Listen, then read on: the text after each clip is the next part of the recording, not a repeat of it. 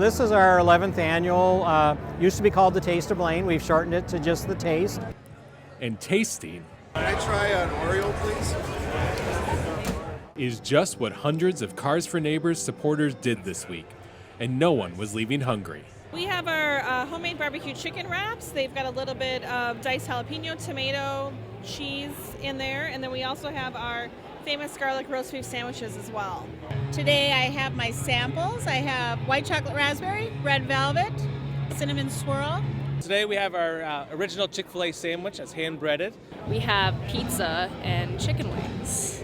We have pulled pork sandwiches. We bought our chopped salad and our oven toasted bruschetta. We got some garlic mashed potatoes and some beef tips topped with a chive sour cream. We also have our chicken biscuit, which is real biscuit dough, hand-rolled with a rolling pin. Homemade ice cream, we make it all in our shop. Also got pasta salad and potato salad. We have chicken wild rice soup, and then we have Swedish meatballs. So today we are sampling our freshly squeezed lemonade and our freshly brewed sweet tea. We have bars, chocolate, and then some bars with nuts and caramel, and then as well our prosciutto wrapped asparagus and cream cheese. We bought Granny Mae's specialty, which is a white chocolate macadamia nut cookie. By the end of the night, many stomachs were full. Also, Cars for Neighbors can provide a helping hand to those in our community that are running on empty. You know, we've given away 959 cars of last week, and we're very proud of that. But we've actually repaired way more cars than we've donated. We've actually repaired for or helped people in the community get their cars repaired, which are very expensive to get done, somewhere close to 4,000 of those. Getting a client back on the road as soon as possible is important, and Cars for Neighbors has developed their system with that in mind. We send them to Meineke and Ham Lake or in Columbia Heights.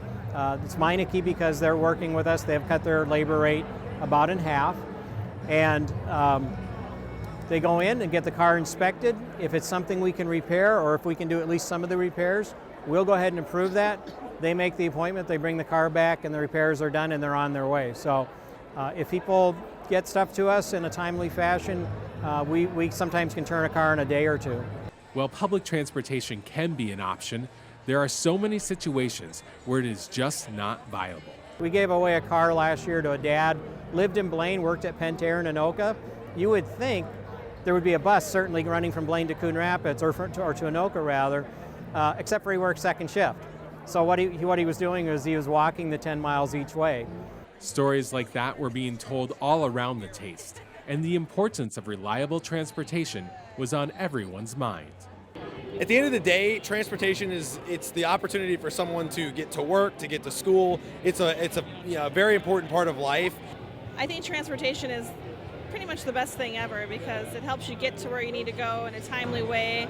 It's convenient. It just makes life a lot easier if you can drive somewhere you need to go. For everyday things, getting to the grocery store, getting to work, it's a huge benefit to have a car. Transportation is huge. If I don't have transportation, I don't get to and from my suppliers. I don't get to the grocery store. I don't get to my sites. It is a key piece to my business. Transportation's everything. I've got to go to work every day, so you feel bad for the people that are less fortunate and have the issues with cars that they have. People can't get to their jobs. They can't get to a place. Parents can't bring their kids, to soccer. Oh, it just gives people freedom and the ability to keep their jobs, and which is extremely important. And maybe in the last few years it's become even more important. They're no longer tied to, can I borrow your car? Can I catch a ride? It opens up so many doors. Cars for Neighbors recently launched an information campaign that brought them to every church in Anoka County, and now will take them into businesses from Columbia Heights to East Bethel and from Lino Lakes to Ramsey. We want them to know that we exist, and that if they have an employee that they hear about that's struggling to get to work, we want to know about it. The generous spirit of the hungry hordes that gathered to taste will help Cars for Neighbors get more people back behind the wheel and on the road to success. For North Metro TV News, Ben Hale reporting.